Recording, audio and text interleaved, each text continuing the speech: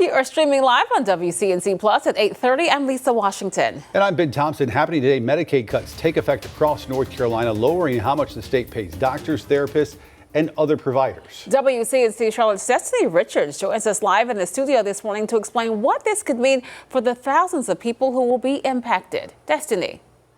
Good morning. Advocates say the reductions will make it harder for families to find care, especially those raising autistic children who depend on Medicaid for essential therapies and supports.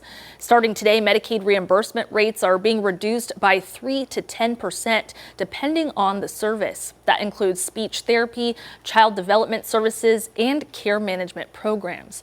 The state says the changes are needed to keep Medicaid within its budget, but providers warn fewer therapists may accept Medicaid, leading to longer wait times and less access. For autistic children, those supports aren't optional. They're critical. Rebecca Tarrant, founder of the Charlotte nonprofit Autism Kids, says the cuts will hurt families who already struggle to find services. The children that already have supports are going to have a hard time keeping them. They're going to have a hard time getting the supports to begin with. And it's also going to be harder for them to get supports in school. So it's going to bar their access to healthcare and to an inclusive education. It's going to be more expensive. It's going to be more stressful. And what we really need is we need them to find the money somehow. We need them to find the funding. Autism advocates say losing those services could have lifelong impacts, not only making childhood harder, but reducing independence later on. They're urging lawmakers to restore the funding before more families fall through the cracks. Ben, Lisa. So, Destiny, what happens next? Could these cuts be reversed?